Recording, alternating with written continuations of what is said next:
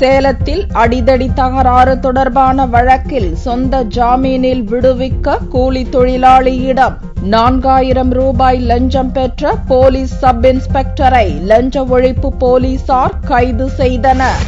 சேலம் கிச்சிபாளையம் கடம்பூர் பகுதியைச் சேர்ந்த கூலி தொழிலாளி பிரகாஷ்கும் அப்பகுதியைச் சேர்ந்த சிலருக்கும் கடந்த சில மாதங்களுக்கு முன்பு அடிதடி தகராறு ஏற்பட்டது. இது தொடர்பாக கிச்சிபாளையம் காவல் நிலைய சப் இன்ஸ்பெக்டர் ராஜேந்திரன் வழக்கு பதிவு செய்து விசாரணை நடத்தி வந்தார்.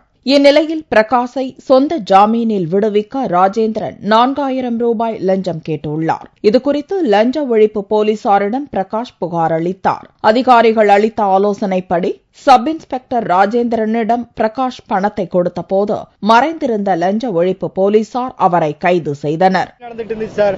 அப்ப உசேனை கூட்டு போயிட்டாங்க. உசேனை கோர்ட்டுக்கு கூட்டு போகவும் என்னெல்லாம் கூட்டு போக கூடாது. நான் 1 மாசம் அட்மிட் ஆயிருந்தேன். அப்பயே இப்ப நானும் என் ஃப்ரெண்டு வந்துகிட்டு இருக்கிறப்ப இப்ப காசு 4000 எடுத்துருவா அப்படின்னு சொன்னாங்க. என்னால முடியாதுன்னு சொல்லிட்டு திரு ராஜேந்திரன் எஸ்ஐ அவர்கள் கேட்கவும் நான் என்னால காசு பெரட்ட முடியாதுன்ட்டு லஞ்ச ஒழிப்பு அதிகாரிகிட்ட போனேன். அவங்க இந்த மாதிரி சரியான நடவடிக்கை எடுத்து பிடிச்சிட்டாங்க.